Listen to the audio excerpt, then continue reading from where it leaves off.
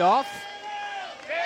Rothrock is ready. First pitch, Baltimore chopped to Wallace at short, and that's one way to get us underway, as going in head first was Bryant for the first out.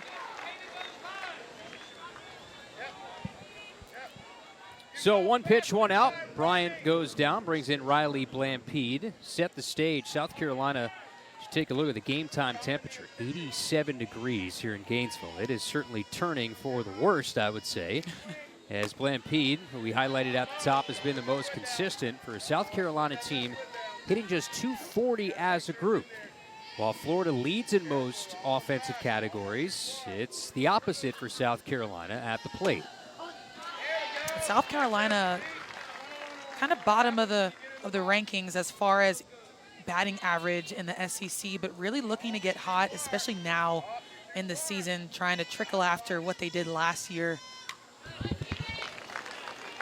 Take a look at the Gators field for the Gators with three freshmen. Blampede serves this out to right. The shade's on for Kistler. Plenty of room. 2 up, 2 down for Keegan Rothrock, who have seen at times get off to slow starts this year in the first inning. That's been the case for both freshman pitchers in Rothrock and Brown. I think that's the key. When you're in the bullpen, that's your time to get ready to level up that intensity so that when you get out there for the first pitch, for the first inning, you're ready to go. Brings in now Zoe Leno, takes a strike. Alicia talked a little bit about it, but the run that South Carolina made late last year, en route to the SEC Tournament Championship game, they ran into a buzzsaw. What was the Tennessee Lady Vols, the regular season and tournament champions from last year. As Donnie Goborn was a big part of that, the flame-throwing righty, the transfer that came over to South Carolina and lit up the country. And then went to a regional final in Tallahassee, eventually lost to the Florida State Seminoles. Won 40 games last year. Leno takes high, 1-2.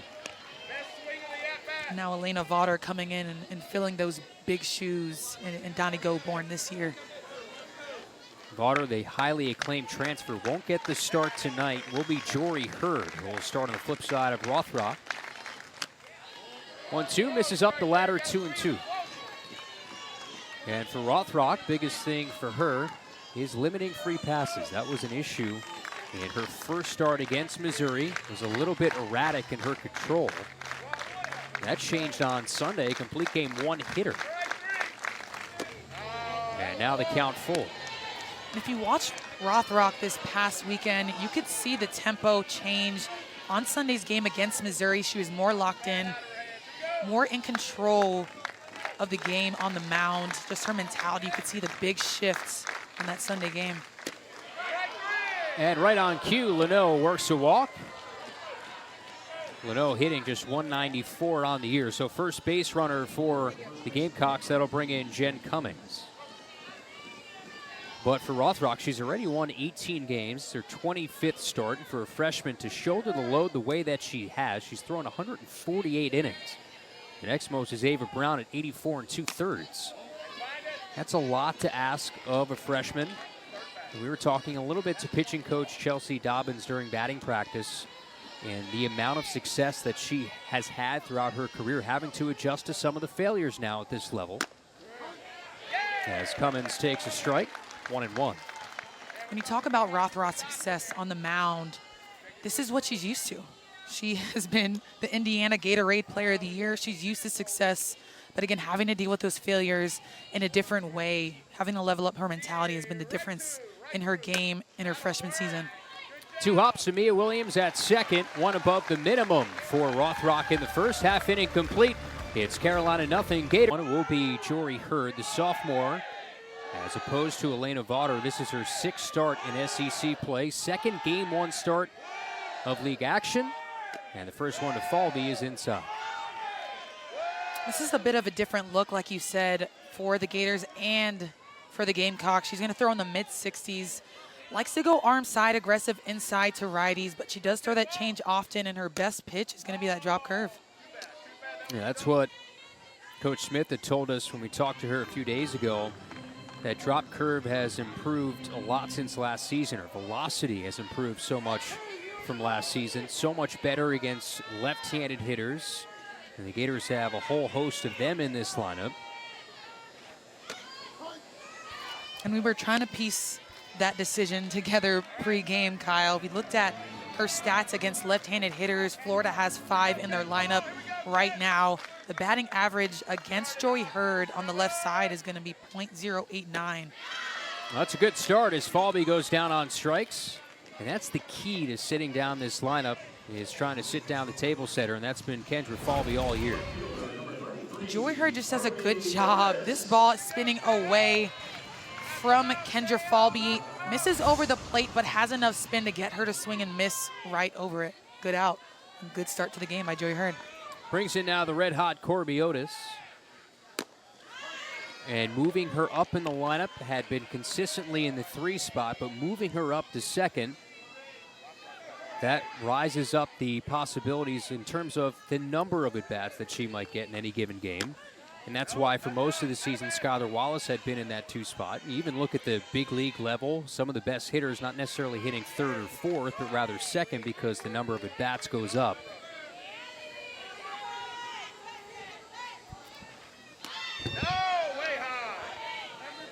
And what an addition from Tim Walton. Jocelyn Erickson, who's hitting cleanup tonight, along with Otis, 2 of the best transfer additions in the country. Leads the SEC to Otis batting average.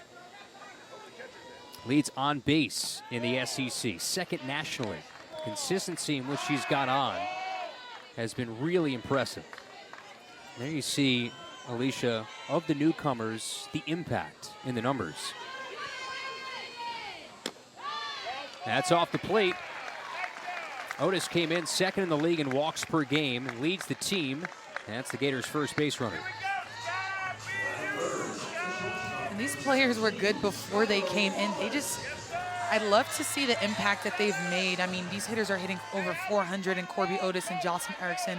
Just coming into the program, buying into the program. That's what it's all about, and that's why you see so much success from them, because everybody's bought in and working hard in the offseason to prepare for moments like these. Well, brings in now Skylar Wallace, who's 4 of her first 27 in the month of April. And she's hard on herself. You look at the season she had last year. Statistically, it was the greatest season in Florida softball history. And considering all the things she's gone through in this month, she is still right up there in all the key categories in the SEC. Skylar Wallace is always going to be a player that you cannot count out. Her last 10 games only hitting 148, but still has been a catalyst for the Skaters lineup in the top. Can always make something shake, regardless if you want to call it a slump or what. She still gets the job done when she needs to, and that's why she remains at the top. Still hitting .408, has homered 9 times, still 41 RBI. Jory Hurds next is Squibb to 3rd. Leno goes to 2nd, turn to 1st, not nearly in time. They get the lead runner 5-4.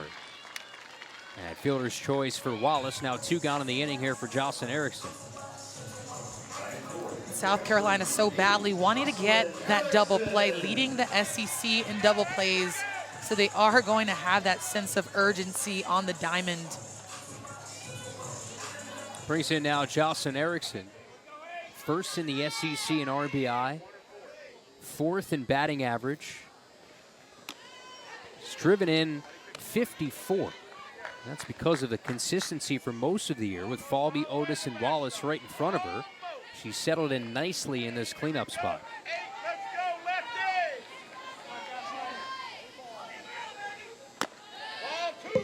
Also, Alicia, we'll see, too, how aggressive maybe Wallace gets with 2 outs. The Gators haven't been that aggressive on the base paths in the last handful of games. Not a ton, but Wallace, you just know that she's going to attempt at some point. Talk about it often. It's not the matter of if, it's the matter of when. 5 stolen bases away from claiming that record. Yep. Texted Kelsey Stewart, I'm still waiting for a reply. I told her, hey, Skylar Wallace is going to take it this year. Kelsey's hanging on for dear life to that record. 108 in her Gator career for Wallace. Meanwhile, Desiderio is behind home plate. She's caught 11 stealing this year, so the thought could be not want to take the bat out of the hands of Jocelyn Erickson, who has been the best at throwing out runners in the country. 2-2. Lined, and that is a fair ball into the right field corner. Wallace got a good jump, wheeling around third, and the throw is cut off. Erickson comes through with a 2-out Ribby double. Florida 1, Carolina nothing. Who needs a steal when Skylar Wallace can score from first base? I mean, Jocelyn Erickson just waiting on her pitch, takes this inside pitch down the right field line for coming to grab, but not before Skylar Wallace gets all the way around, scores the first run of the game. Gators now up 1-0 per the RBI of Jocelyn Erickson. 55 RBI now for, they call her Jossie, 11th double. Transfer by way of Oklahoma. They're going to review this, maybe to see whether Wallace touched up every base.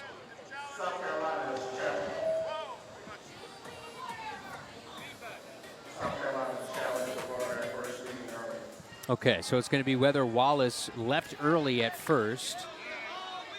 I mentioned she did get a good jump at first base. You're seeing more and more of this review in college softball. You're seeing it a ton, especially when players are getting extra base hits with runners on and runs that could be crucial to the ball game. So quick review.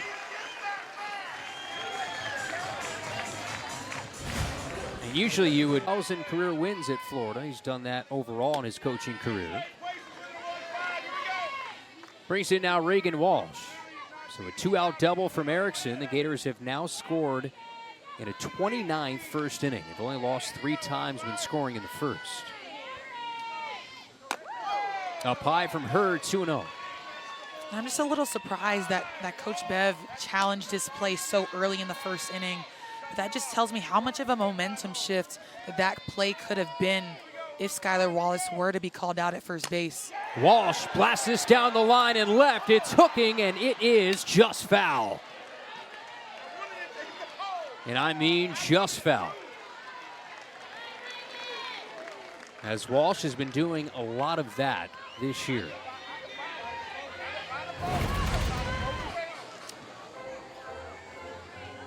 You can see it. It almost looks like it was, Yeah, it's it was hard in to the tell. foul line. It's really hard to tell, especially when the foul pole is white. From our vantage point, we could see it pretty clearly that it was to the left of the foul pole. Reagan Walsh nearly missing what would have been a career best 14th home run. Leads the team in home runs, second in the SEC in slugging, and an early meeting here for the sophomore right-hander Jory Hurd.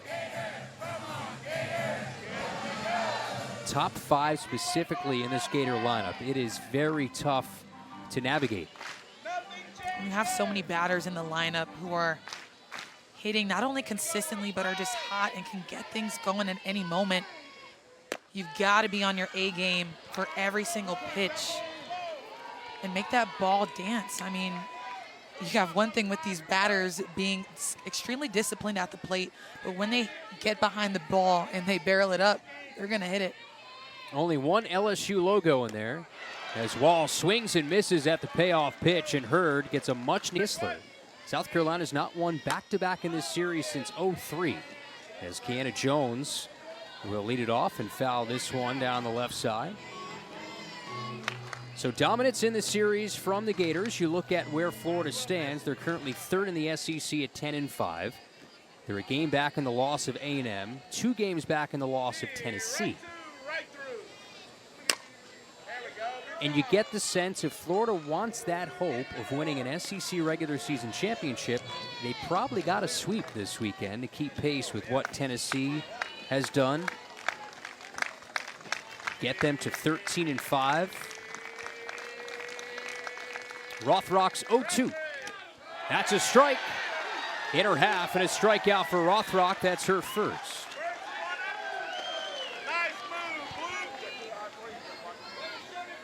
And to your point about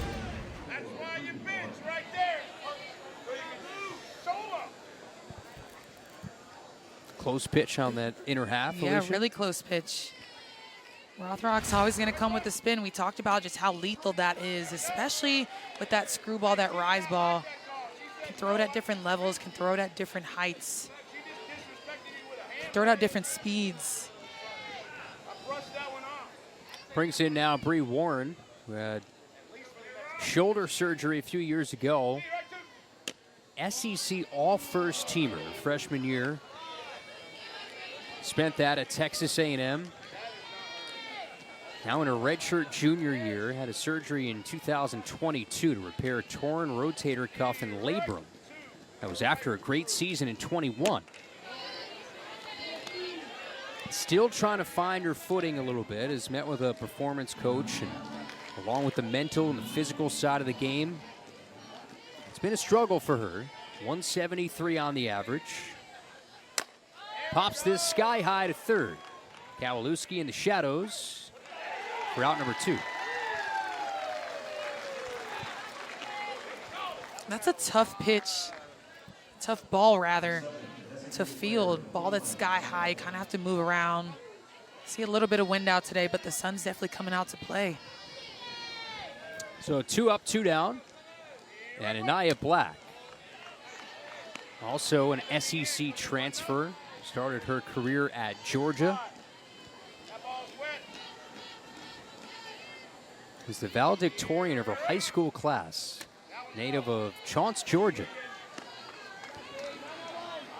Black, another one who's coming back from an injury, had a knee surgery, tore her MCL, ran into a sidewall during practice at the beginning of last season. Still trying to get her footing, as you said, with Bree Warren, but has been doing really well for the Gamecocks this season. She's played a little bit of first this year. That's a new position for her. The designated player tonight. Ahead in the count, 3-0. And 4 straight out of the zone, so we've seen the good and some of the bad. In small sample size from Rothrock, that's her second walk. We set up the Gators in SEC play. South Carolina, they're in a grouping of 3 teams at 5 and 10 in the league, alongside Kentucky and Auburn, so they want to fight themselves into the middle of the pack. As Julia Desiderio, starting catcher here in the 8th spot, will hit with 2 gone. Coming off falling in 2 of 3 to Arkansas, as Erickson will call for time. And what is with this program? And Coach also feels like they're close, as you said. I mean, they haven't even played their best softball yet, she proclaimed. Yeah, she said, don't be surprised if we turn this thing around. Rothrock's 1-1. Here's ball 2. South Carolina just 3-5 in the month of April. Last week lost a midweek to Clemson in that series to Arkansas. Hammered on a line foul. Just a group hitting 195 in SEC play. So searching for answers, there you see Beverly Smith, 14th season at South Carolina. She's nearing 500 career wins. Former associate head coach at North Carolina. 2-2 with 2 out. And the pitch. It's rolled sharply on 2 hops to Wallace. 1 play, that's on to first. And that'll do it. Once again, nice bounce back season for the Gator right fielder. As Jory Hurd, 2nd inning of work. First one is high.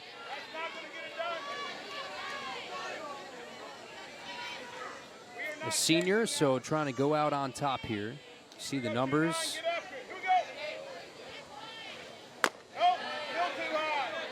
Part of why the Gators, Alicia, have been at the top so many offensive categories is because of how well balanced this lineup has become as opposed to years past.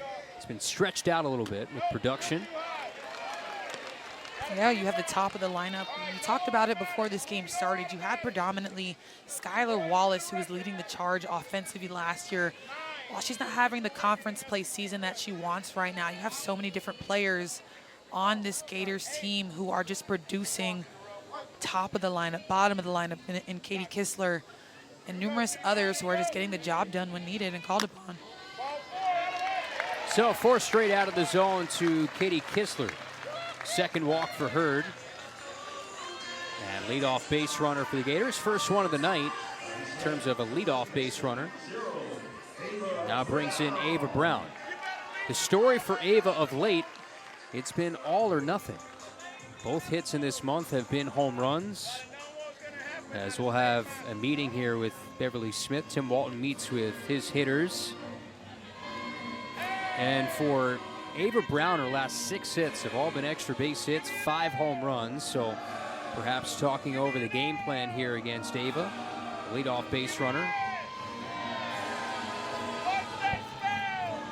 Could be talking about Ava Brown, but Coach Bev said going into this game, they're just going to have to move the ball through the zone and make that ball dance.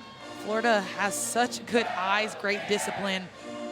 As you saw in Katie Kistler, first walk of the inning, they're going to have to do a good job of placing these pitches and spinning them, getting some miss hits or even some strikeouts, and most of all, keep them off the bases. First one to Brown is a strike. Beverly Smith really talked about and said, I've been talking about this for years when it's come to Florida. Their plate management, the way they don't chase. They force you to throw strikes. 0-1 is skied in the air to short.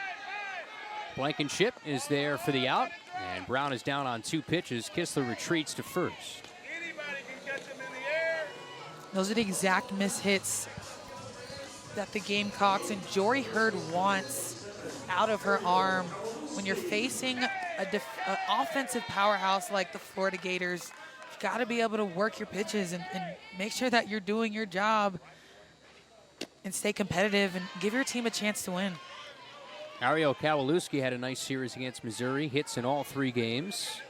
It's earned her another start at third, has been in and out of the starting lineup. Jammed on the fist, foul. Jory Hurd threw a perfect game this year for South Carolina. That was on March 2nd. There's 2 pitchers in this ballpark that have thrown a perfect game against Bethune-Cookman. One of them is Olivia Miller, and the other is Jory Hurd. That was the 11th in program history, and the 7th different Gamecock pitcher to throw a perfect game. Kowalewski, fair ball inside third. Kistler going first to third as it's dug out by Warren, and Kowalewski continues to swing it well. The Gators' second extra base hit early in this series. Second and third, 1 gone in the second. Jory Hurd throws this pitch on the outer part of the plate right after she jams Kowalewski. She allows her to get her hands extended, and that's exactly why she hit this pitch to left field. Warren, a great job by stopping it to not allow Kistler to score, but a really great performance by Kowalewski in adjusting to the pitches through the zone. Now is hitting 4 straight games. That's her 7th double of the year. And now Mia Williams, who swats at the first foul. If anybody could use a big hit right now at second and third, it is Mia Williams, the freshman. Mia Williams hitting only 154, itching for a hit, itching for some production, and here is the time to do it. 1 out. All she needs to do is hit something through the infield or even a deep fly ball to get an RBI and Kistler at third base. Gamecocks have the infield in with 1 out. Trying to cut off the run at third.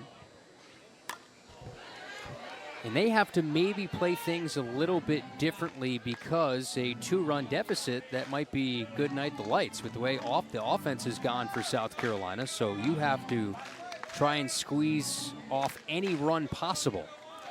I think that's why South Carolina has been so aggressive in the box. Williams gets it in the air to left. Is it deep enough? And it does drop in front of Bourne. Allows Kistler to score, and Mia Williams comes through in the 9 spot. Has an RBI single, her 10th ribby of the year, and it's now 2-0 Florida. Got to get it how you can. This pitch gets muscled by Mia Williams. A really nice pitch on the inside corner, but Mia Williams is just so strong. She gets that pitch, drops it into shallow left, and gets another RBI for the Gators. I mean, my pitcher heart is just hurting for Jory Hurd. Meanwhile, Falby loops this foul. And that was such a big batter too, Alicia, because now you have the top of the Gator lineup that comes up here with 2 on and 1 out. I just can't help but to think about that at bat. Ariel Kowalewski, Jory Hurd jammed her up on the first pitch inside, and then she goes and allows her to get her hands extended. I think could have done a better job executing a different pitch or creating some vertical separation to get her to miss-hit that ball instead of driving it to left field. Meanwhile, Falby flies out to Warren for the second out of the inning. That was Mia Williams' first RBI since March 23rd, that big series she had against Kentucky. Sure, a deep sigh of relief for Mia at first. 2 gone now for Corby Otis. Walked her first time, hits in 11 of her last 12. This is the last hitter that Jory Hurd wants to see. That's what I'm going to do. I'm going to put 4 high. Take my chances with 1-7. That's a strike. The way that Corby Otis just steps into the box with such professionalism. I mean, she's so smart. I feel like she's already calculated the at-bat before it's even done. That's how she's treated her entire life, whether it's her studies, trying to be a cardiothoracic surgeon, studying for her MCAT. Her trying to test that outer edge again, 2-2. That's the name of the game as a pitcher. Gotta learn the zone. Sometimes even every inning, 'cause it could change. And now the count full. Could set the stage here for possibly bases loaded with Skylar Wallace on deck. Hurd coming in 6-1, a 1.6 ERA. Payoff is Scorch on a line to right field, base hit. That'll bring in a run. Coming in to score is Kowalewski. Williams down to third, and Otis comes through again. With 2 outs, an RBI single, and Florida now up 3 runs. I mean, Corby Otis is just an outside ball hit. She hits outside ball really well, drives this pitch on the outer corner to right center field, getting another RBI for the Gators. Jory Hurd had another ball to play with, just allows Corby Otis to get her hands extended. Another RBI, another run on the board. So Beverly Smith will go to the bullpen here in game 1. Florida 3 runs on 4 hits. That'll end the night for George. And Skylar Wallace, last year's SEC Player of the Year at the plate.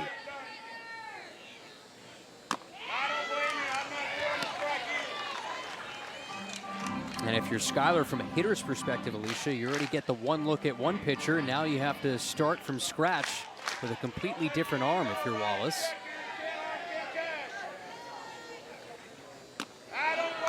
Absolutely. I mean, you've seen Jory Hurd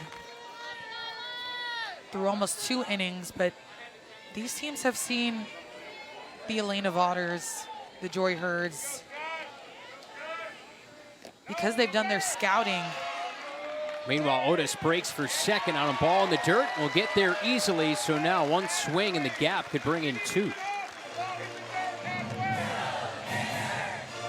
That's just a good heads-up play. I mean, you see the trajectory of the ball, and Corby Otis taking a chance, knowing there's a runner on third. Now 2 runners in scoring position. Gators trying to get some insurance runs.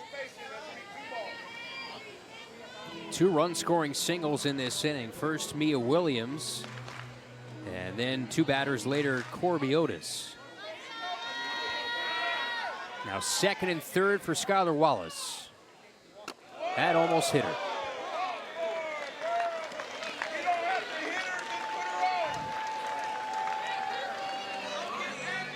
You know, a lot of people, some people like to hear our commentary. I prefer the Florida Gator fan commentary down on the field. Yeah, I mean, they've got a lot to say for sure. Here are the cheers, especially through my career. Cheers, chants, comments, requests. Jocelyn Erickson, already an RBI double. Came in the first with 2 outs. No place to put her.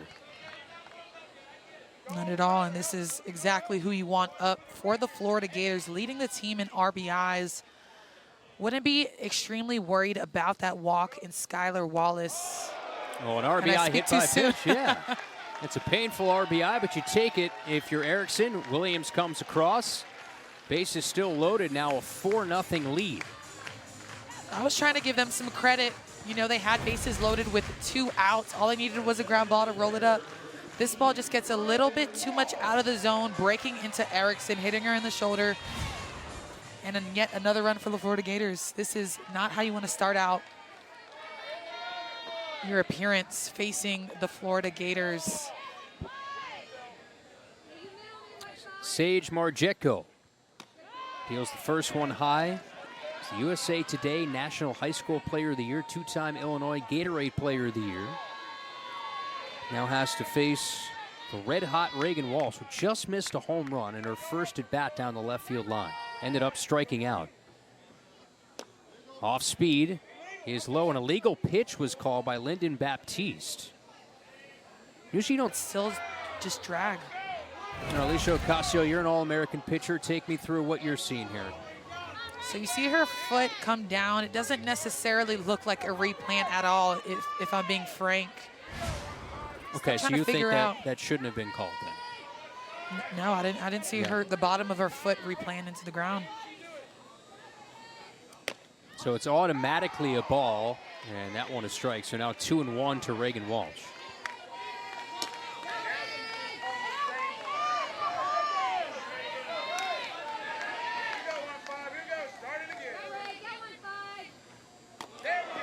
And if you're the Gator bats right now, the base is loaded.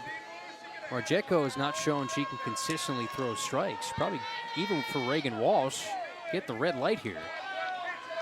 Man, that's uncharacteristic right now in Marjeko. That's ball 4. That'll bring in a run. So an RBI for Walsh in the inning. Back-to-back free passes. Should say 3 consecutive free passes back-to-back that have brought in a run. Base is still loaded and 5-0 Gator lead. And this inning could go really sideways here. You just can't give up free passes to a team like the Gators. Marjeko just trying to find her footing. Has a really good rise ball, but this ball just a little bit too much bite in the zone. Having to bring it back down. Find her placement a little bit. Could be feeling some jitters. Came in at a rough time, but pressure is a privilege. When you're put in at these moments, you got to figure it out. Figure out how to produce, how to be successful, especially as a freshman. Yeah, that is tough as a freshman. Coming in, inheriting 2 runners. I'm sure that maybe alters your mindset a little bit. As opposed to starting Alicia an inning clean, you come in already having a hole that's been dug.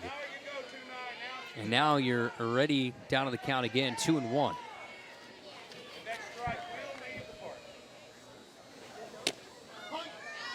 There's a strike.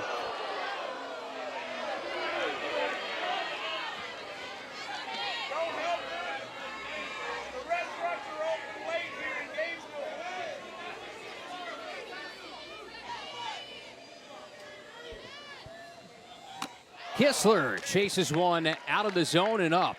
The Gators will leave him big cushion here for Keegan Rothrock as Brooke Blankenship pops up the first pitch to first, and Ava Brown has got him. All right, what's the adjustments, maybe the thought process here for South Carolina that's just trying to find something right now against Keegan Rothrock? I think as you saw that last at-bat where she popped it up, Keegan Rothrock has such a great spin rate, as we talked about in the open. That rise ball is just going to change your eye levels.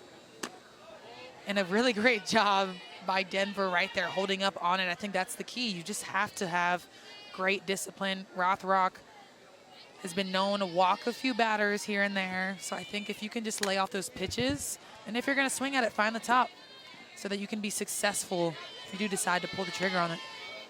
Rothrock has been the Game 1 starter throughout SEC play, had that complete Game 1 hitter. That was her 3rd complete Game 1 hit performance. That was Sunday against Missouri. Had a rough 6th inning in Game 1 of that series. As Bryant fouls this away, it shows how fast things can change in SEC play. Rothrock had a no-hitter in Game 1 against Missouri. Good lineup going into the 6th inning, and then things just unraveled in terms of free passes, hit batters. And Missouri was able to go on a big 4-run rally in the 6th and take Game 1. They took the first 2 of that series. Bryant takes high. Being able to finish out a game just takes maturity. We talk about how young this pitching staff is. No veteran leadership in the bullpen, but Coach Dobbins said that's a great thing, but also a not so great thing when you talk about their dynamic. Bryant sends one high to left. Otis, can of corn for out number 2. Yeah, it's a very interesting dynamic. As Denver Bryant talking to some of those fans behind home plate, she's really playing into it. Saying she just missed that one. The Gators have 3 freshman pitchers, 1 veteran, and Mackenzie Wooten. So it's unlike anything, overturning an entire pitching staff from last year. That's something that the Gators have never done. They've always had at least 1 returner in the pitching staff. Not only the Gators, but Coach Dobbins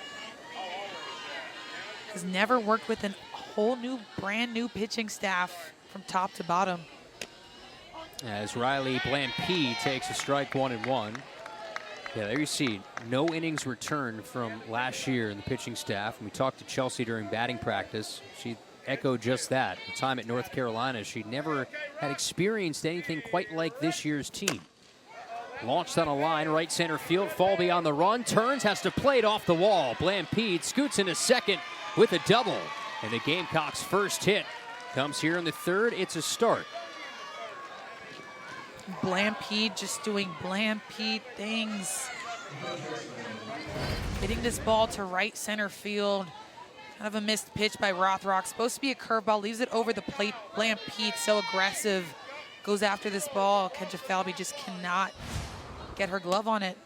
And a good start with 2 outs by Blampede at the top of the lineup. Zoe Leno takes strike 1. Blampede had game-winning RBI against the Gators in that series, winning 2 of 3 in Columbia. She's just a gamer. Gets the job done.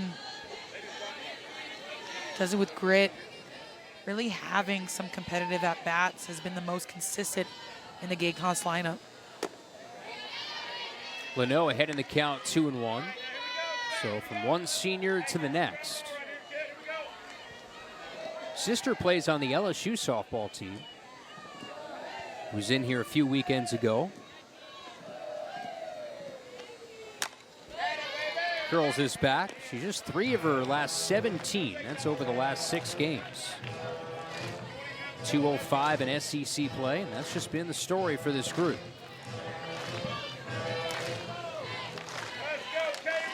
It's only a matter of time. When you're leading the SEC in ERA, you've got to have some support behind you on defense and in the box for your team to be successful. Pitching wins games for sure, but you've got to have a run on the board in order to make it actually happen.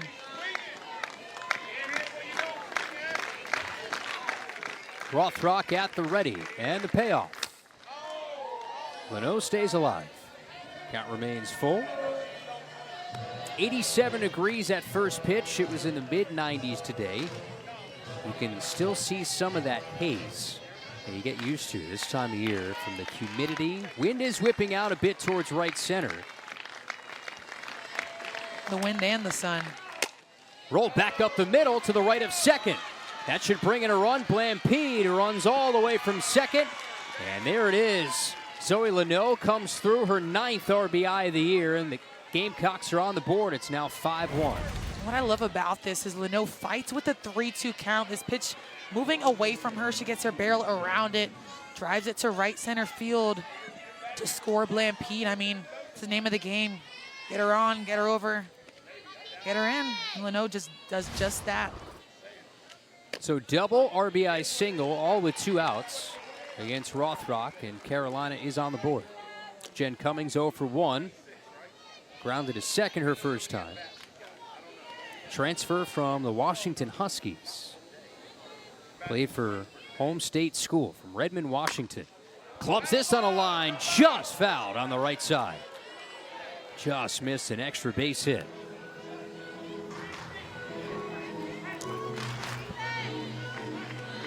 And all of a sudden now maybe Rothrock having to make some adjustments here. There's some hard hit balls in the third.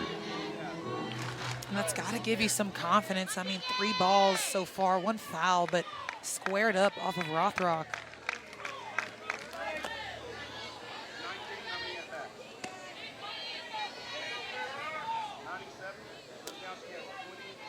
Gators sitting comfortably a little bit still, but you can't count. The game comes out despite the score. Still 1-2. I mentioned our conversation multiple times with Chelsea Dobbins, but they made some mechanical adjustments with Keegan Rothrock. She's starting to feel a little bit better with the adjustments made. The first game after initially making those set adjustments was against South Florida. Things did not go well. The Bulls came in here, won their first game over the Gators since 2012. Rolled through the right side, another base hit. Going first to third is Leno. The relay to third is well late. And a single for Jen Cummings. And now Rothrock is cornered. This all coming with 2 outs in the inning.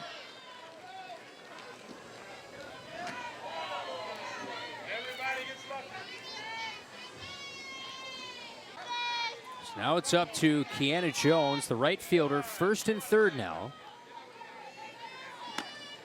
All right, Alicia, you were an All-American pitcher, a pro pitcher. How did you do it? How did you lock in mentally when things were not going well?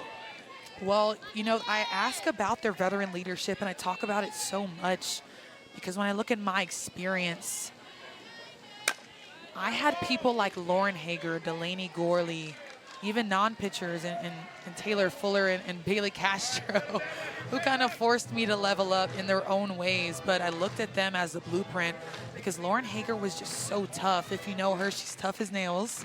She says what's on her mind, so she kind of forces you to be there up with her mentally. And if you don't, I think at the end of the day, it's sink or swim. Lauren Hager, one of the best Gators of all time.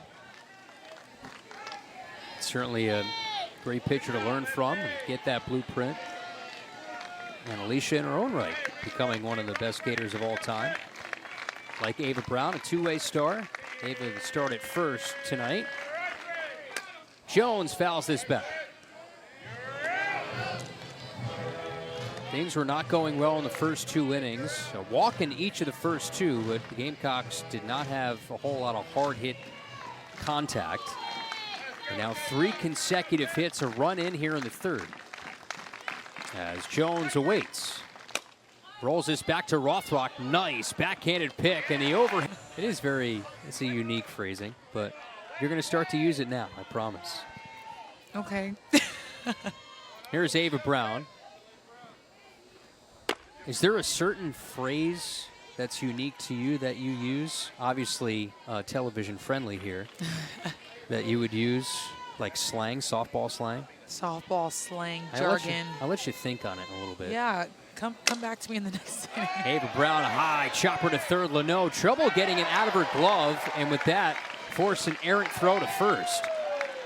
Have to take another look at it, but it looked like Leno had trouble transitioning to the throwing hand. That should be an E5. And this ball just hit so hard by Ava, gets over it, but Leno's so athletic behind the base, grabs it, but doesn't finish the play out, the throw, giving the Gators a free pass. Got to get that leadoff out, especially when the ball's already in your glove and you have the opportunity to get her off the bases and keep them off the bases. Emily Wilkie is pinch running over at first. That was a nice play to just grab that bouncing ball from Leno. Here's Ariel Kowalewski, doubled her first time, shortens, and there's ball 1. Yeah, you can't rush those plays, especially when you made a spectacular grab in the air to stop the ball from giving her a base hit. Got to take your time, know how much time you have with the runner who's running to first base. Appeal down to first. No, says Destiny Robinson. Cameron Ellison is over at third. Lyndon Baptiste, our home plate umpire here in game one. Marjeko deals outside, 3-0. Issues with free passes. That has been the case here for Carolina tonight. 4 walks and 1 hit by pitch. And a late strike call from Baptiste, 3-1. 2 walks last inning, 1 hit by pitch. Marjeko still came out unscathed in that last inning. There's ball 4. So still nobody out, an E5 and a walk. And now Mia Williams, who picked up her first RBI since March 23rd in her last AB. Again, will step up with multiple runners on.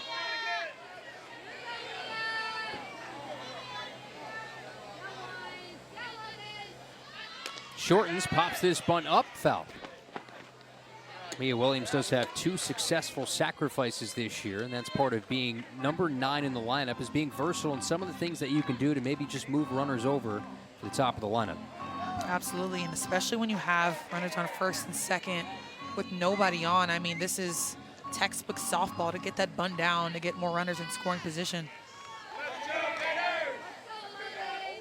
Marjeko winds and deals, that's fouled off.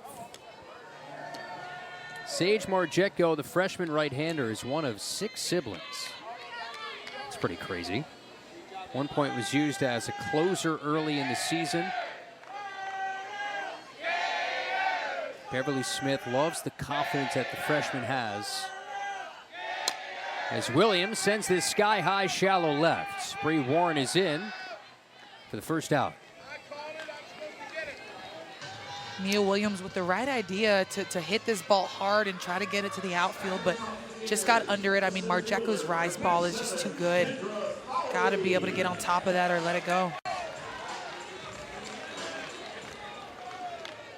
Kendra Falvey's 0 for 2. Has struck out and popped out to shallow left. What I love about Kendra Falvey is you see her going to her slap right now, choking up, trying to just get something on the ground because speed never slumps. She has so many different tools to choose from because she has so much speed and is a lefty who can do all 3. I should know this because I covered you as a broadcaster and when you were here, but did you have points in your career when you slapped at all? That's actually a funny topic. There was one point I was 0 for 17 and I told Coach Juan, I said, Coach Juan, I'm going to slap. I even took some reps on my own. He said no. That's the answer I got from him was no. I even texted Amanda Lorenz like, hey, like, what do you think? She also said no. So no, I wasn't a slapper, but yeah, that's a hard no for me, it. Alicia. Tim Walton knows best. He's funny because he's very frank. 4-pitch walk to Falvey, so now you've had an E5, a walk, and now a second walk in the inning. And Corbiotis will come up here with just 1 out. See the balls to strikes ratio, not good. 21 balls, just 9 strikes thrown.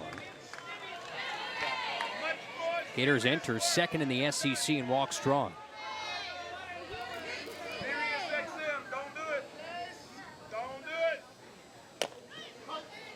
And you're looking back at it, I mean, only 9 strikes, over 20 pitches. I'm looking back at strike percentage. I'm looking at least 65, 75 strikes, whether that be swing and misses or straight strikes looking. That's an elite number. So to have that many balls, I mean, they translate directly into the walks that you see on the bases right now and gives Florida the opportunity. And Corby, who has already had some RBIs this game, gives their opportunity to get some more. Ready, 6 walks for Carolina. Otis darts one to right center field. That might clear the bases all the way to the wall. Corby Otis settles into second. All 3 Gators are home. A 3-run double for Corby Otis, who is absolutely scorching hot. And it's 8-1 orange and blue. Corby Otis is just so good. She sprays the ball extremely well. has already had a hit on the outer part of the plate, but takes this elevated pitch, drives it to right center. There's 22 and a third innings. Takes on Wallace, who has now seen her third different pitcher in her third plate appearance.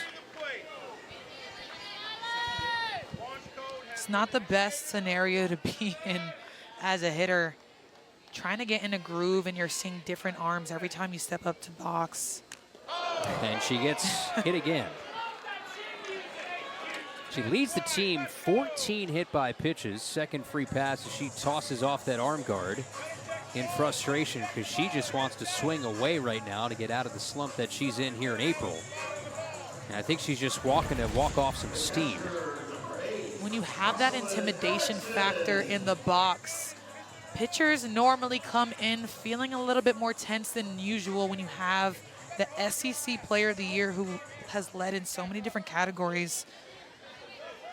Gotta be pinpoint. Sometimes that makes you feel a little bit like you're micromanaging your mechanics instead of just playing free and flowing through the zone. But we called a game a few weeks ago where Skylar Wallace did get hit 3 times in all of her at-bats. So not uncommon to see. Yeah, she's now been hit 14 times. She's walked 31 times. Both of those marks lead the Gators. As Erickson eyes strike one from Bennett.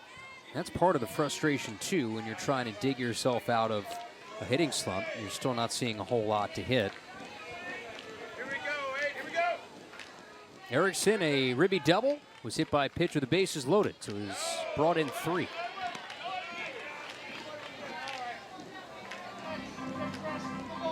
Corby Otis, the story. She stands at second. Bases clearing, 3-run double in this inning. Gators have scored in every frame so far.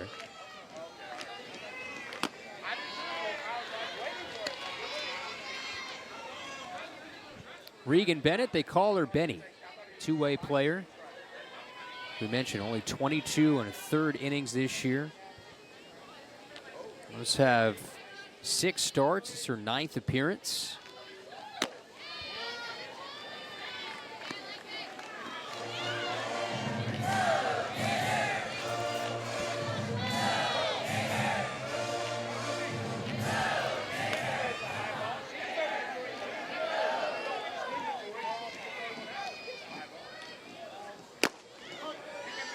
Count full.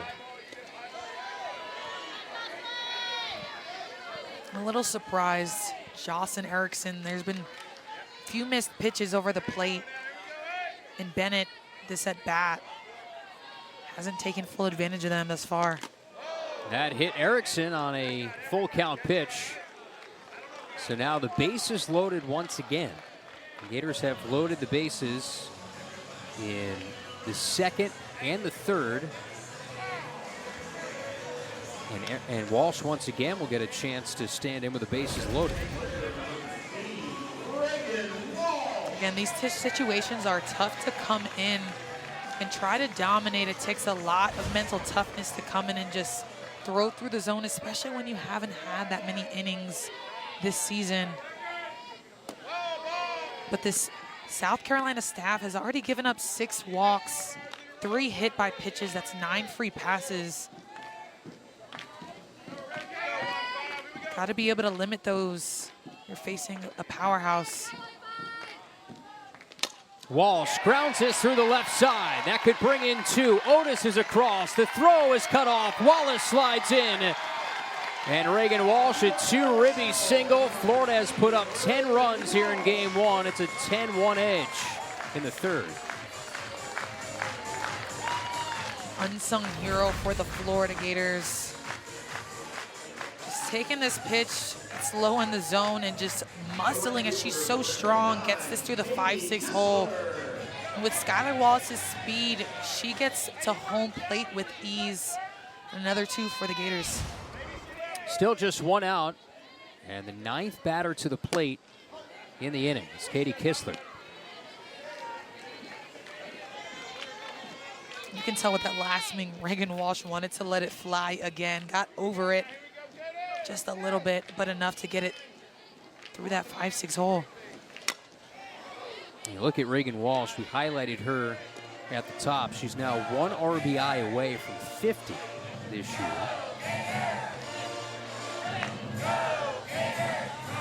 Just an incredible season, an All-American type season for Reagan Walsh. Go ahead and put into the universe, Kyle. All right, I asked you about your softball slang phrase. Have you thought about this, or you just, you know what, we'll do it next half inning because you're not paying attention to me right now. It's all right. I'll keep thinking. You're not the only one that doesn't pay attention to me. Jeremy Otter's another one back at our control room. Kistler lines this out to left. Warren traverses into foul ground. That's the second out. Gators will bat around. Emily Wilkie, who came in a pinch run for Ava Brown, started this inning on an E5, a throwing error from Zoe Leno. So Wilkie will stay in, get a chance to hit.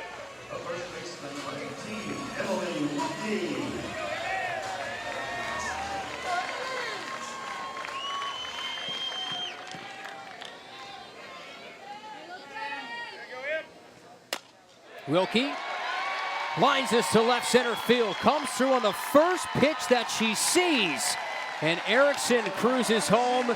Wilkie delivers. Florida has 11 runs. I just love the execution by everyone right now. Wilkie takes this pitch, another one missed over the plate, muscles it, gets inside of it enough for Erickson to get to home plate in the left center gap. All the excitement for Wilkie at first base. You want to talk about positivity and putting good things in the universe. Emily Wilkie is one of the more positive people that you'll meet. Has not had a lot of playing time this year because of the emergence of Jocelyn Erickson. He's the backup catcher, but always the one that's on the top step of that dugout, energetic at practice. Tim Walton has told me just super consistent in the way that she approaches every single day. And it's not dependent on what her playing time might be. That attitude and effort has never changed for Emily Wilkie. And she gets rewarded with a pinch hit RBI single. When you have so many different moving parts, different people moving up and down in the depth chart, it's so important for a team and for all the players on the team to accept their role and to do it not only with positivity like Wilkie, but also with hunger. I mean, she came up there knowing that she hasn't gotten a ton of at-bats, but gets the job done when she has the opportunity. Kowalewski hard hit to third. That will do it. So the innings driven in 4 runs tonight. And the Gator bats have been going as Keegan Rothrock hits the first batter that she sees in Bree Warren here to start the 4th inning.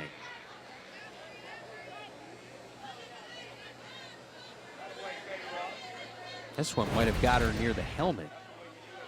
It's never a great feeling as a pitcher to hit someone.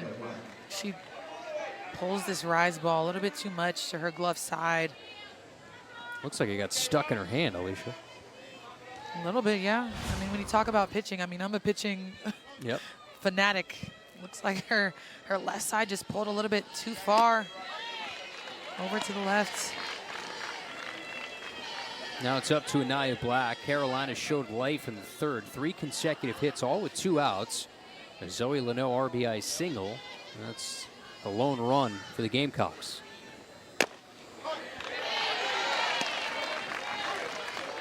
Well, that probably hurt, but I wouldn't be too mad about it. I mean, want to do anything for your team to stay afloat right now, especially given the disparity of how many runs are on the board. Want to do whatever you can to shorten up that lead so you can go a full 7 and give your team an opportunity to put some more runs up on the board and hopefully make a comeback.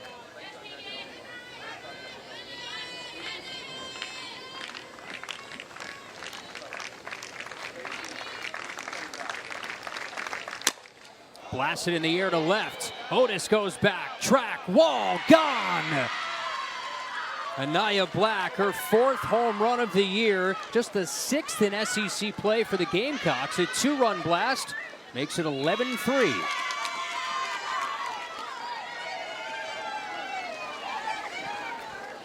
Anaya Black looked so composed this whole entire at-bat. Takes this pitch 0-2 coming up in the zone, we talk about Rothrock's rise ball. She is all over it, giving the Gamecocks some more runs now, shortening up that lead that we just spoke about. Looked like she was sitting on that rise. Julia Desiderio. You talk about Rothrock and what she does. It's, I want to say guess for lack of better words, but the numbers don't lie. She is going to throw that pitch up in the zone most of the time when she's ahead because that is her out pitch. And you can sense she's not quite the same that we saw in the first 2 innings. Things have definitely changed in the last 2 in terms of the hard hit rate for the Gamecocks against Rothrock.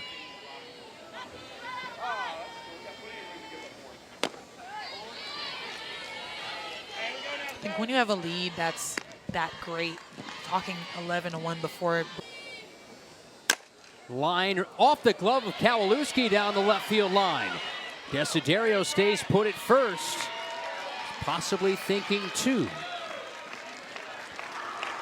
So the Gamecocks continue to knock Rothrock around the yard here. Still trail by 8 runs, but they have 5 hits. Nice hard hit by Desiderio. That's what it's about right now, is chipping away, not trying to get too big, not trying to hit an 8-run home run with nobody on. Look out. Almost went right towards our first base camera. See, you're smiling down there. Rachel down there, give us a wave, Rachel. Maybe we can get Rachel some TV time. Those are the people that actually work hard. We just kind of show up, call the game in the air condition, nonetheless. We just yap for 2 hours. Yeah. For pleasure. Rachel, give us a wave. Almost went right into that camera well. Almost broke the lens. That's going out of Jeremy Otter's paycheck. 0-2, foul back.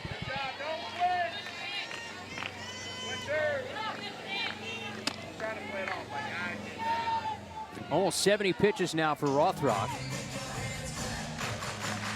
Gators have scored 11 runs on 7 hits. Have only out-hit the Gamecocks by 2. It's been the free passes that have really put the Gamecocks behind the 8 ball. Snap toss to first. Just off the bag was Erickson, now playing at first as Wilkie's doing the catching. Erickson is an exceptional defensive first baseman, but has been locked in behind the plate all year.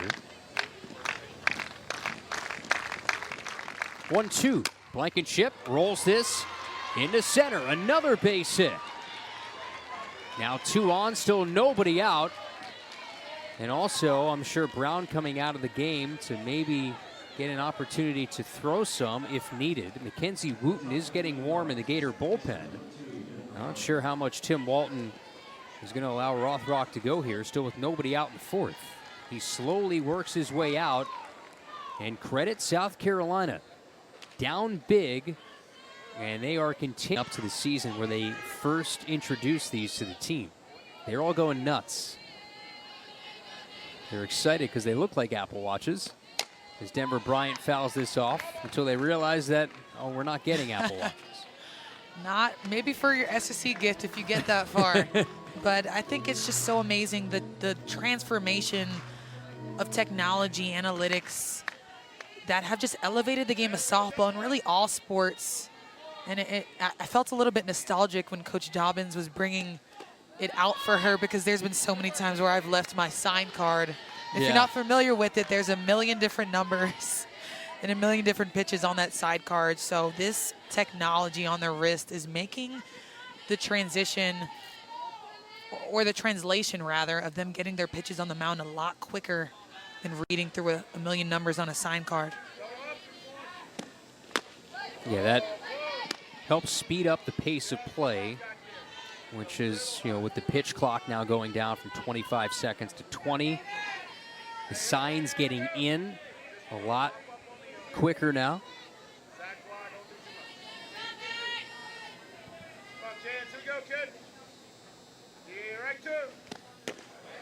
There's a strike, 2-2.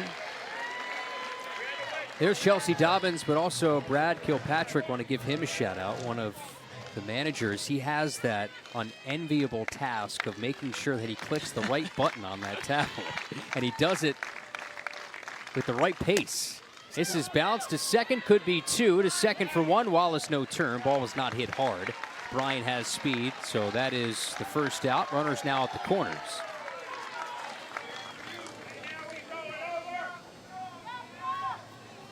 I would have loved to see Amelia Williams come in on that hop and try to tag that runner out, give herself another opportunity at first base for an out, a double play, or even a pickoff at third base. But she read that hop as best as she could, playing deep in the infield. Rolled, diving stop by Wallace. Second one, throw is high. A run comes in, but what a diving stop from the Gator star shortstop, Skylar Wallace.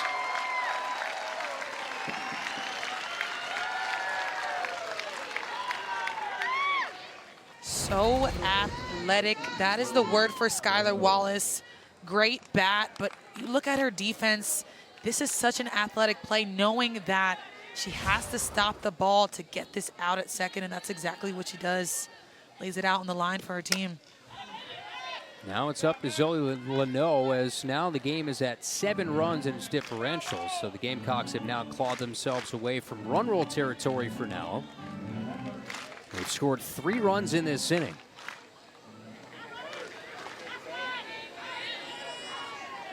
Blampede does get an RBI on the fielder's choice.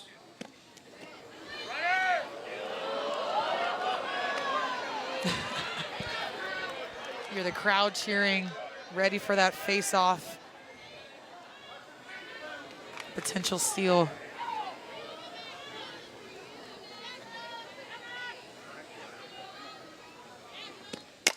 Leno lifts this down the line and left. Otis can't get there. In this inning, a 2-run home run from Anaya Black, single from Desiderio, single from Blankenship. Bryant bounced into a fielder's choice, an RBI fielder's choice ground ball from Riley Blampede. Chasing Rothrock here in the 4th. Just a little bit out, 2-2.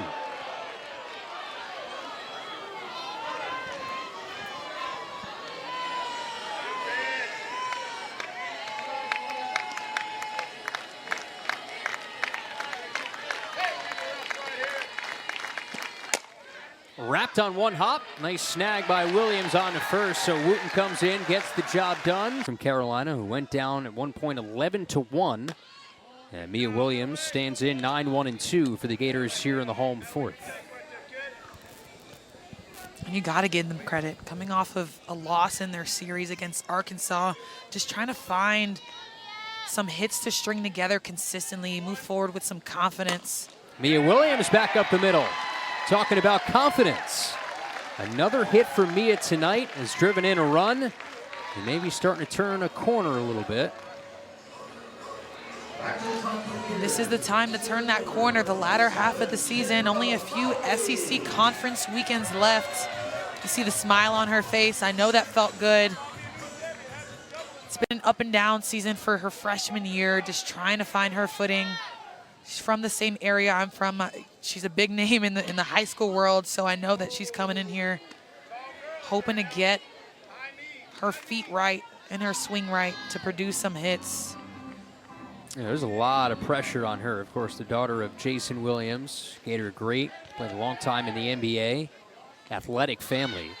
Falby bunts this in front of home. Leno, nice play. The cutoff Bennett. Get the speedy Falby. Sacrifice successful. Williams down to second. Kendra Falby, so many tools. She goes to a bunt, but almost runs through it, trying to be safe with her speed. Leno knew it, though. Came through and got the out. Now with the runner on second base. It was not an easy play. Here's the red-hot Corby Otis. The spin on base, every trip to the plate. 4 RBI. Just another night at the office for Otis.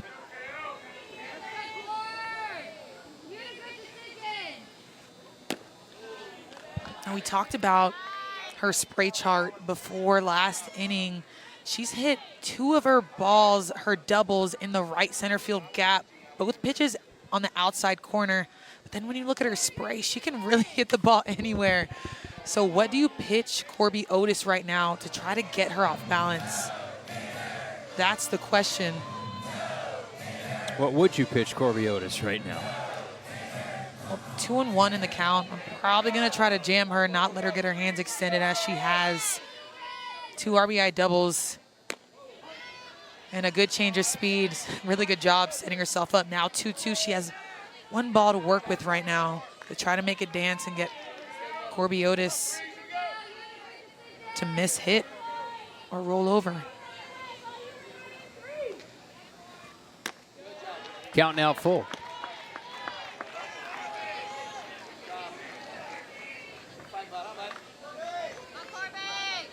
Leading the SEC in batting average. First and on base in the league, second nationally. Payoff, bounce to second. Bryant on 2 hops. Wings one on to first. Even when she gets out, it's productive. Williams down to the doorstep now at third for Skylar Wallace, who's looking for a big 2-out knock. And that's a win if I'm Bennett. I mean, that pitch was off speed on the outer corner. Got Otis to buck up a little bit, but Denver, solid defender at second base, gets the out. Yep. I don't blame you. I'm not throwing a strike either. Just don't hit her. Put up your hand and walk her. There's no shame in just standing up for your own. See the numbers. Runners in scoring position, 526. Not seeing a whole lot to hit tonight. Fielder's choice ground ball in the first with a 4-pitch walk and a hit by pitch. First time she'll see the same pitcher in a second straight plate appearance. Third pitcher for the Gamecocks tonight, Regan Bennett, 2-way player.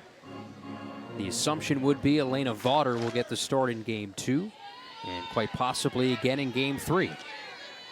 Grad transfer from Stanford. It was Jory Hurd who got the nod tonight, just an inning and 2/3, 5 earned runs to her ledger, 2 walks, 2 Ks. Just her second SEC Game 1 start this season. And a 3-1. Ball 4, 5-pitch walk, third free pass issue to Wallace, and now Erickson again up with 2 outs, runners at the corners.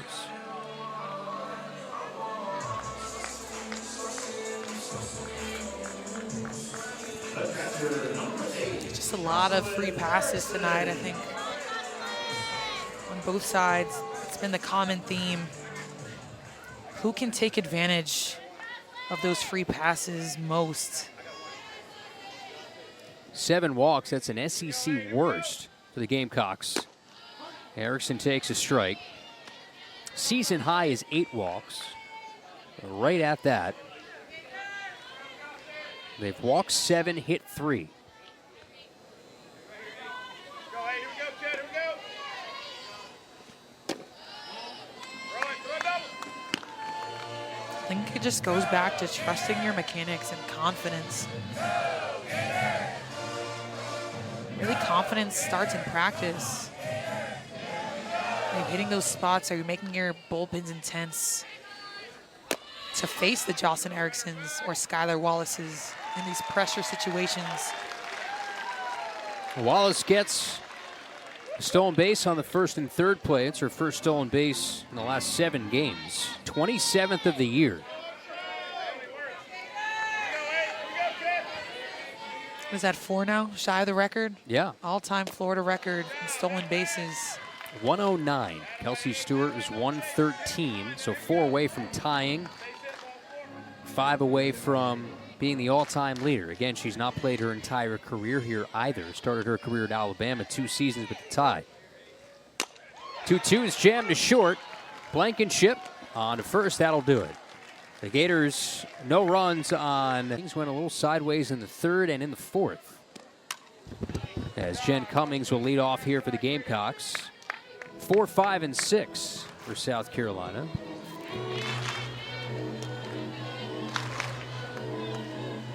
The assumption would be Ava Brown against Elena Vaughter in game 2. As the pitching matchup. Wooten has looked to be promising in relief. Got a relief appearance last week, 1 inning pitched versus USF, only giving up 1 hit, coming out unscathed with no runs. Also against Mizzou, getting a batter out, no runs, but just coming in and doing her job. Change up, lifted in the air, center field. Kendra Falby. Welcome her into your living rooms for the first out. And Wooten is a pitcher that hasn't gotten a ton of innings this year, but Coach Dobbins said that she's ready whenever she gets her name called. She's one of those players that are going to do their job. She's going to step on the mound each and every time, knows what she brings to the table. And she's going to produce. And one thing that I love is that floaty changeup. Yeah. She's going to throw it about 47 to 49 miles per hour. It's just so floaty, catches you off guard. Kind of gets you to double buckle when you're in the box. Showing you there, Brad Kilpatrick in charge of that tablet. He's a member of the U.S. men's national team. Kiana Jones slices this foul towards the burn. 0-2. And he is a certified flamethrower. He's the guy you don't want to go up against in batting practice, that everybody moans and groans when all of a sudden he starts picking up the softballs and he's throwing to you. Give him a uniform and a wig, Brad and he's ready to go. Yeah, Brad throws gas. And he plays on the U.S. men's national softball team. An Aussie. Always have fun with him on the road. Jones rolls this to short, glove side for Wallace. Skylar Wallace made a couple of really good plays tonight, including a diving play. Came in the last half inning. And you just love to see it. It makes the game fun. It makes it exciting.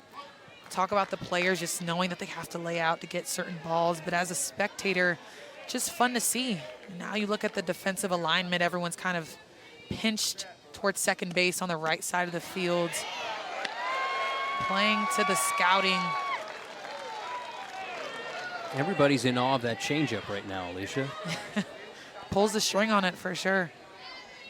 Pitching herself into a lot more high leverage innings is Mackenzie Wooten. Only 6 1/3 entering. Played 4 seasons at Virginia.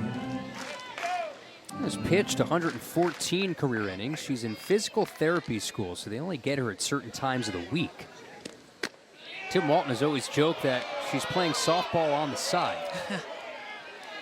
She's doing a good job. Doing a really good job. I think the fact that she doesn't have so many innings this season gives her an advantage when teams are scouting the opposing pitchers. Bree Warren swings through strike 2. That's tough when you see that floaty changeup and then all of a sudden the velocity comes in. That's hard to read. For sure, and she gassed that one up to 68. 2-2 with 2 gone. Warren stays alive. That's tough for anyone to hit, especially when it's moving away from you on that pitch that she just fouled away. You can just see her demeanor. She's unfazed right now, just pitching freely. And that's what you love to see as a defense. Your pitcher going on the mound and taking those deep breaths and just putting it all on the field.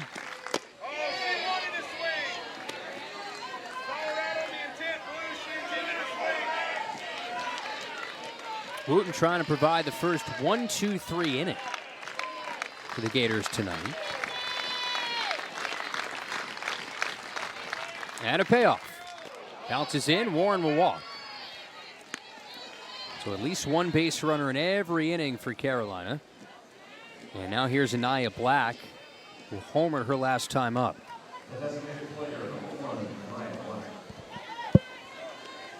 Second batter to the plate. Anaya Black homering off Keegan Rothrock. No doubter. Just her 4th of the year, only the 6th in SEC play for the Gamecocks. Inside out, flare to right. Kistler comes up with it, quickly tosses in. So a multi-hit night for Anaya Black. And now 2 on with 2 out. In innings.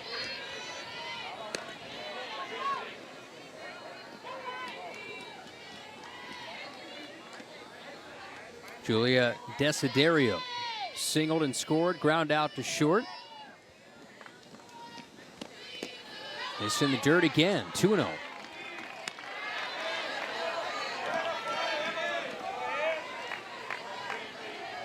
Gamecock. And get this last out for her team. 2 outs. 2 on, 2-0.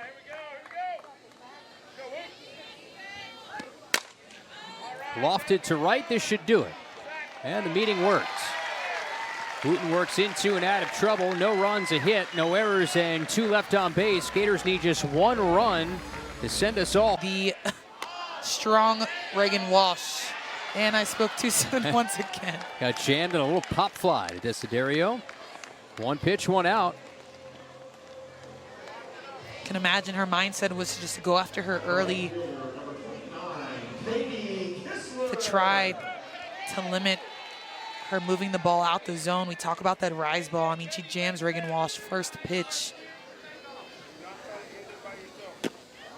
So the Gamecocks have used every arm aside from Elena Vaughter, who's thrown 130 and 2/3 of the 315 total innings entering. So the assumption could be this is Bettenbaugh's game to bring it to the end whenever that may be. Gators need 1 run to induce a run rule victory. It would be their 25th of the year. They've already claimed a program record in terms of the number of run rule wins with 24.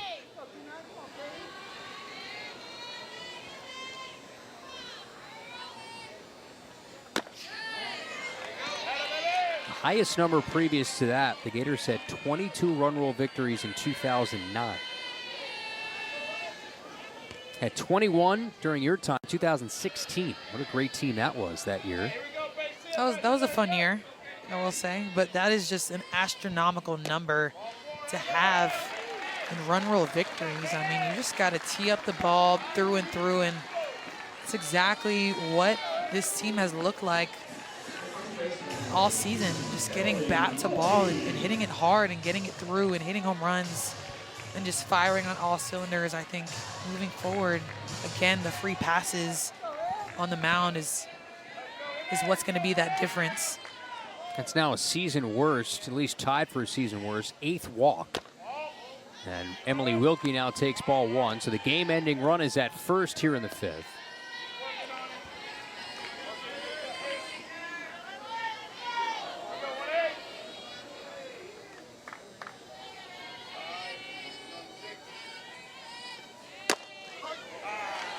With the whole staff throwing today, it does leave a lot of pressure on Vaughter tomorrow to get that win and figure out how to get this team out.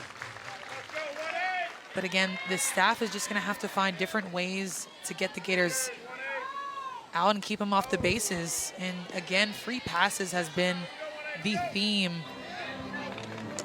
When we talk about command, Gamecocks have to do a better job throughout this weekend in order to give their team a chance to win a ball game.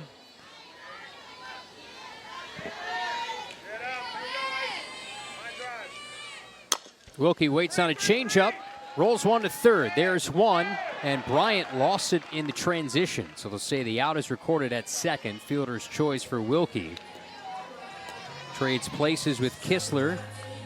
And now here's Ariel Kowalewski.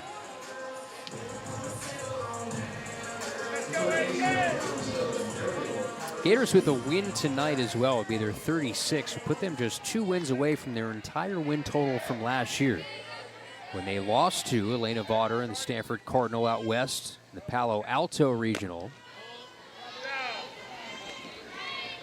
Also would be their 11th SEC victory, help them keep pace with Texas A&M, who will be here in the final weekend of SEC play in early May. And Tennessee right now first in the league. The Gators do not play the Lady Vols this year,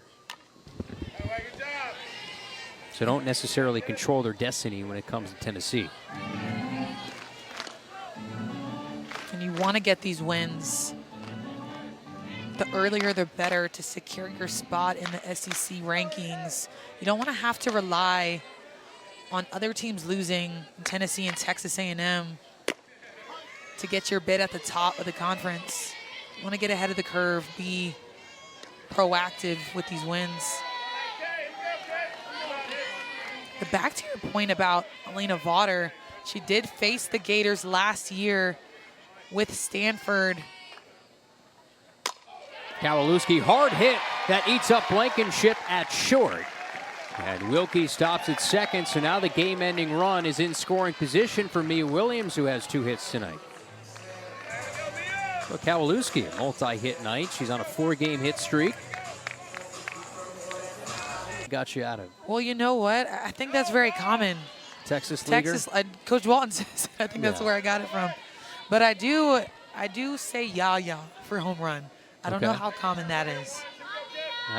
That's maybe unique. They went yard. Maybe that's a nickname. Went yah-yah. So if Williams leaves the yard right now, I could say she went yah-yah. She went yah-yah.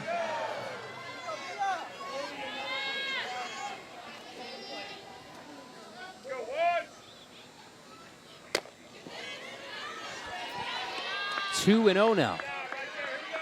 On deck, top of the Gator lineup. 11 runs on 9 hits.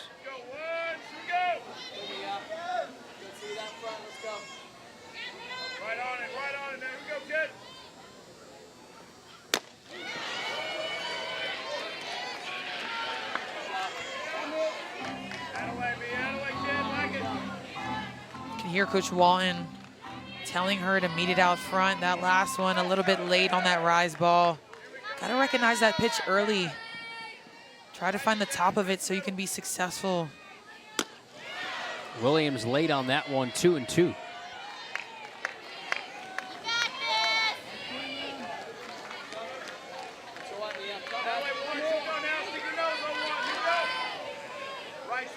Her BPs have always been spectacular, according to Tim Walton. There's never been any struggles in practice.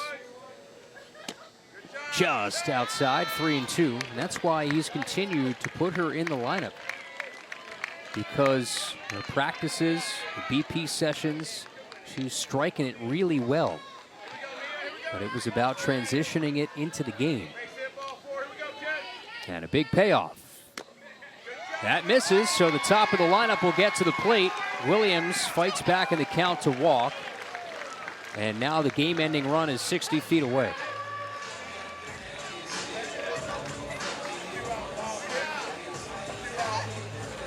You see them celebrating in the dugout, passing down the high fives. Gator tradition right there at its finest. Gators twice in SEC play have scored at least 10 runs. Their season high in SEC play was 12 runs against Mississippi State, and they lost that game. A 12th run here would end the night. Here we go, 2-7, here we go. Don't bounce it, Burrow, whatever you do. Don't bounce it. Oh, that's not going to bounce it. Almost get it over, big one.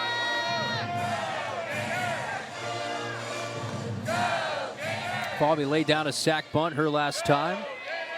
Walked in the third. Grounds this sharply foul. Also popped out and struck out. It's her night in the leadoff spot. See the numbers, runners in scoring position, 5-12. Had one of the biggest swings of the Gators season. Game 3 against LSU, Florida was down 4 runs. Had a big 6th inning, which included a bases-clearing triple from Kendra Falvey to bring the Gators from 4 runs down in the rubber game against the Tigers. And a 1-1. Falvey, check swing, little slap effort. And it's now strike 2 on Falvey, so a ball and 2 strikes.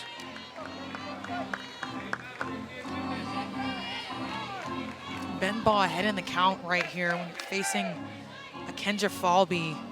Got to move the ball a little bit. Get her to miss hit. Try to get an out. Send your team back in the dugout. Grounded left side. Nice snag by Blankenship, who tags third for the final. Marissa Gonzalez, the pinch hitter against the new Gator pitcher, Olivia Miller, the left-hander. Gators up 11-4 in the sixth. Kyle Crooks, Alicia Ocasio, Jeremy Otter, our entire SEC network crew. Free pass is the issue for the Gamecocks tonight. Gators have put up a couple of crooked numbers as Gonzalez gets one past a lunging Mia Williams into right. Florida loaded the bases in the bottom of the fifth inning. We're not able to bring in that game-ending run for the run rule. Take a look at Olivia Miller from nearby Orlando, Florida. Your thoughts on her and what she brings to the table? Well, she's going to give you a different look. Coming from the left side, has some late break, an off-speed pitch, but you're going to see a lot of curveballs from her on both sides of the plate. That was the 8th Gamecock hit. Here's now Denver Bryant, top of the South Carolina lineup. What? Name a better way to turn it over. I mean, that's your job as the number 9 hitter and better yet, a pinch hitter. Just get up there and take advantage of that opportunity and turn the lineup over for Bryant. Gonzalez, that's her second pinch hit of the year in 5 attempts. Denver Bryant takes high and in. Things not going well right now for Olivia Miller, who had a pretty solid weekend at Missouri. Came in relief in game 2, pitched a very good inning in 2/3 scoreless.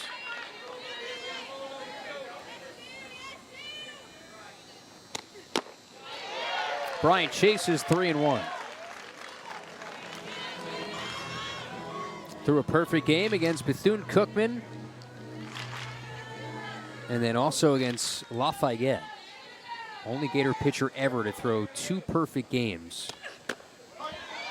That's strike 2. Threw 2 perfect games in the same season. The first Gator to do that. Only the 3rd Gator in program history to throw multiple perfect games in their career. Sharply lined to right. In is Kistler. That gets past her lunging effort. Gonzalez first to third. Bryant into second. And that's a double. As the relay comes home. Now second and third. Still nobody out. And Bryant came up there ready to hit. She was hacking at 3-0. So you know she had an eye out for this outside pitch. Yet again, takes it to right field. Kistler just can't get her glove behind it. Advances the runner to third. Now runners in scoring position. I'll tell you what, for a lineup that's been struggling, score aside, it's a group that has 9 hits tonight. And now Riley Blampy with first base open. Team's leading hitter this year takes strike 1.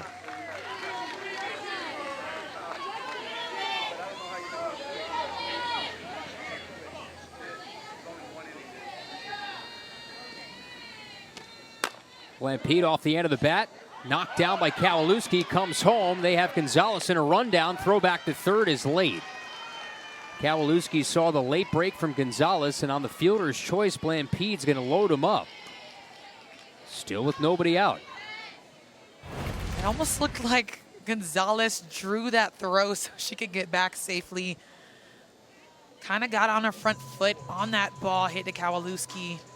Does a good job. The ground ball. There was no contact, no impeding, at least physically. And she came on the inside the foul line to make that throw to Wilkie. At the further review, the call on field is upheld. The ball did not hit the So it was whether the ball hit Gonzalez over. Oh, on the ground ball, whether it hit Gonzalez, which would be an out if it hit her In fair territory. Right. Which, at first glance, looks like she's in foul territory, even when she takes that lead, which is what we're all taught growing up. So a good move by Gonzalez. Zoe Leno gets some hacks here. The base is loaded.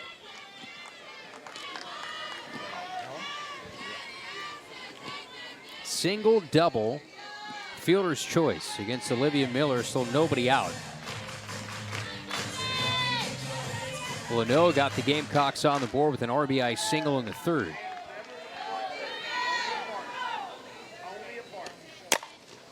Cranks this to right, Kistler over, that should get in a run. Gonzalez tags from third, the throw comes into the infield.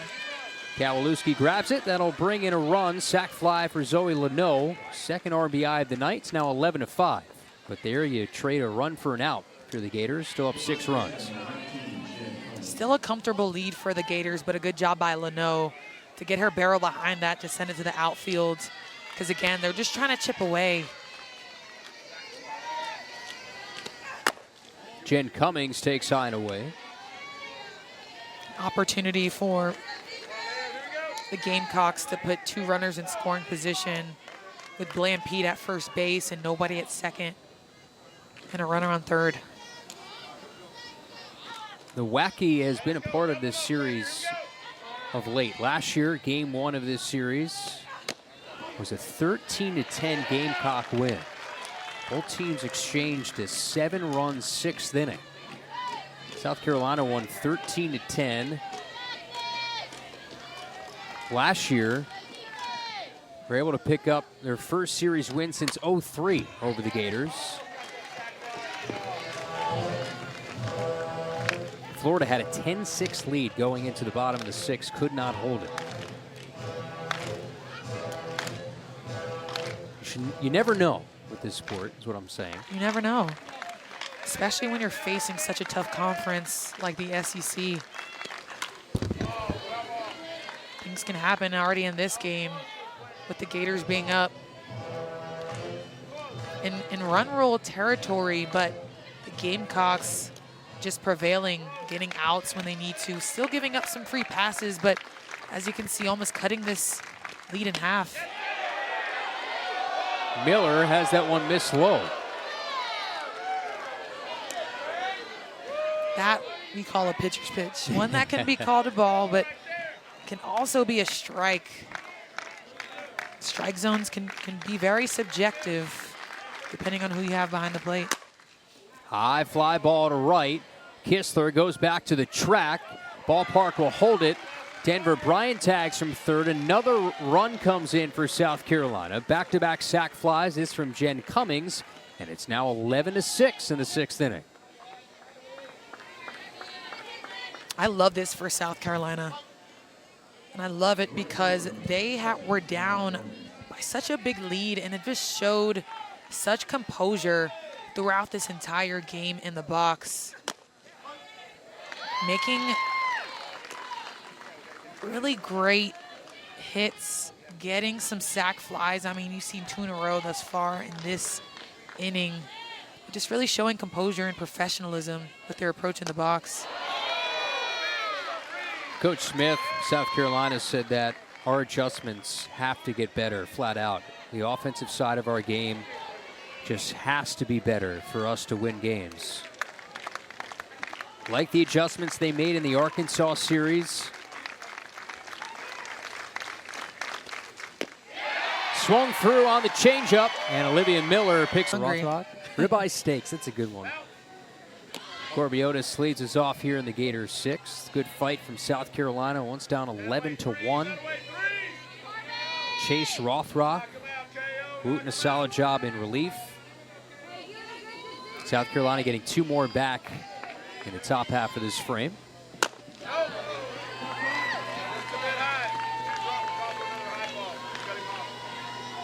Florida not having scored a run since the 3rd inning. Looking for a few more insurance runs, especially since South Carolina has shown to be threatening throughout this game. Gators all 11 of their runs coming in the first 3 innings. It was Otis who unloaded the bases. Was back in a 6-run 3rd inning. 3-run double. Let's go, Gators! Go 3! Okay, all right. Tomorrow we'll do game 2, 12 Eastern on the SEC Network. And then Sunday, 11:30 a.m. Also on the SEC Network. Make sure you tune in over the next 2 days.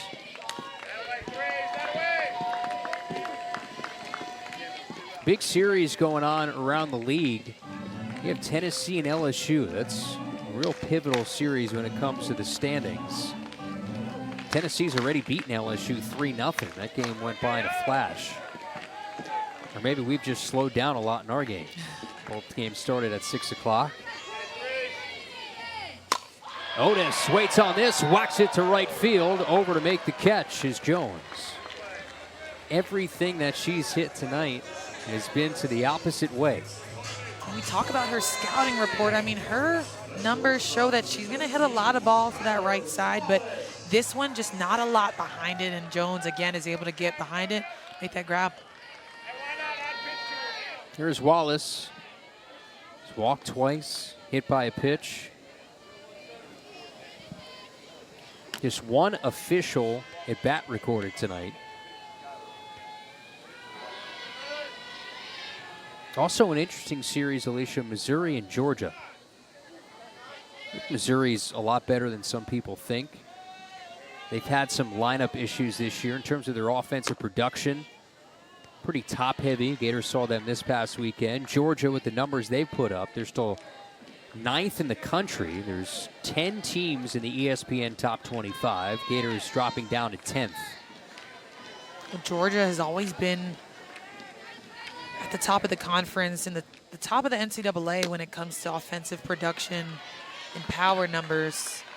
Tony Baldwin has done a phenomenal job at Georgia, and then Mizzou, I think this weekend gave them a lot of confidence moving forward. Again, their rankings don't reflect the talent that they have, but did a really good job against Florida in taking advantage of the mishaps and the free 3 passes that they were allowed. So that is the 3rd time that Skylar Wallace has walked, the 2nd time on just 4 pitches. She's already stolen 1 base to get closer to Kelsey Stewart's record. Kelsey, if you're watching, we're sorry, but it's getting closer and closer. I did get a response from her. Okay. I know we talked about how I texted her before the game telling her that the end is near for her name under That's that all you record. said, is the end is near. She said, I love it. So that just goes to show how she's rooting for the younger Gators and their success. But can we talk about how Skylar Wallace is going? I'm going to stamp it now. Skylar Wallace is going to break that record just with how many games they have left, but in half the time. That's just a crazy, crazy statistic when you look at it from that perspective. Just fearless on the bases is the word that I'm going to use for Skylar Wallace.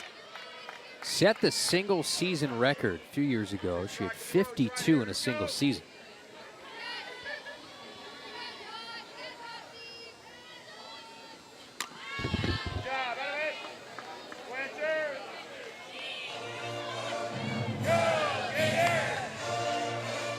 Erickson tonight, RBI double in the 1st. That came with 2 outs.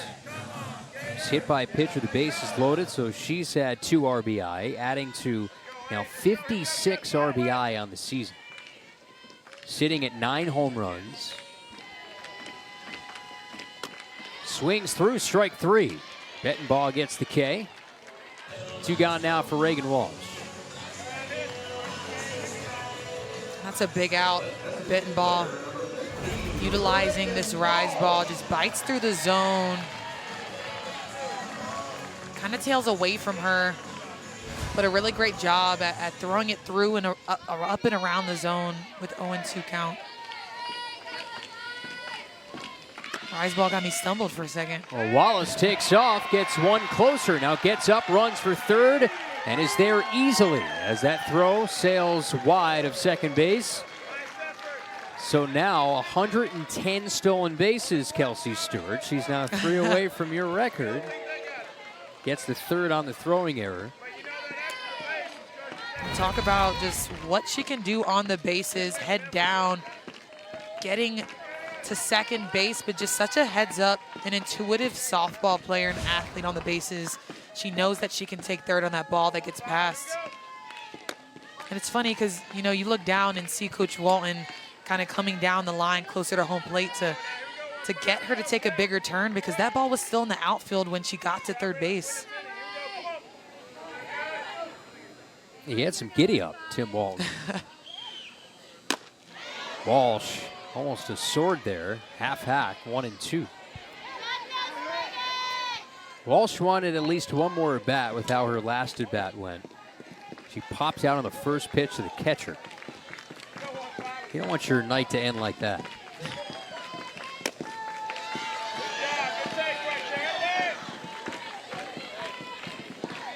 Gators 5 2-out RBI tonight. Nice goal.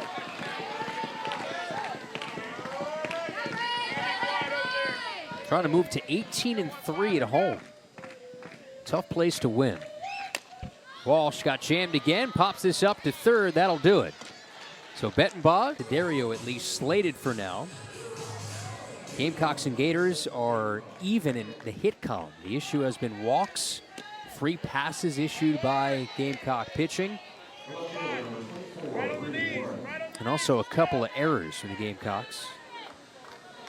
One of their best offensive nights in SEC play, and they're down 5 runs. Warren chops this to short, 2 hops for Wallace. Quick snap toss. Gators now 2 outs away. And when you look at those hit numbers, both at 9, you got to look at what they're doing with runners on, runners leading off with hits, and also runners in scoring position and what they're doing there. I mean, the Gators are hitting 500, their leadoffs, also hitting 333 with runners in scoring position, as opposed to the 167 that the Gamecocks are hitting with runners in scoring position.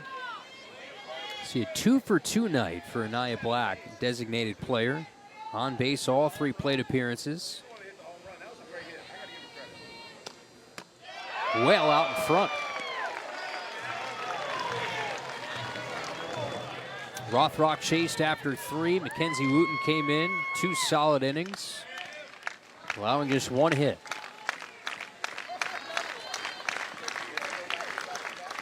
Miller rocks and deals. Swung through for strike 3. Pulls the string again. Gators 1 out away. And I just love the energy by Miller. You see this pitch just pulled on a string. Such excitement from the freshman and Olivia Miller. You've got to love to see it. Fighting for more innings in SEC play. That's one way to do it.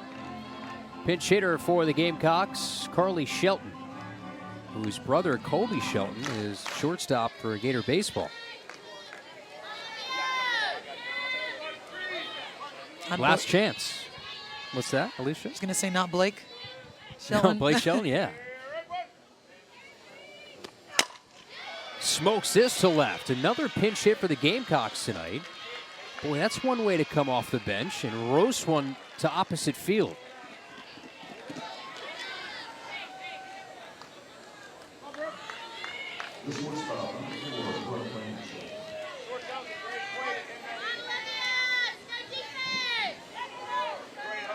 So now here's Marissa Gonzalez. Actually, this is Brooke Blankenship.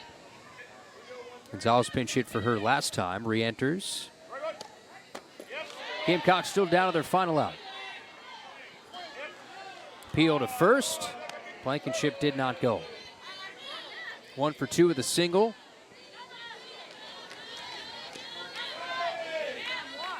Gamecocks with a loss would be 5-11 in SEC play.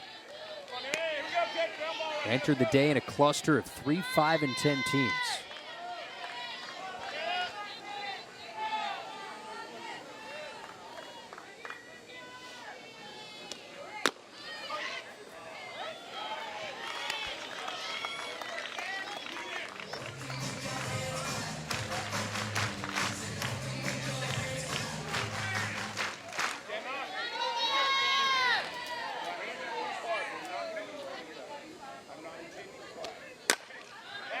Popped up, should do it. Otis Sin makes the catch. Gators hold on to win game 1.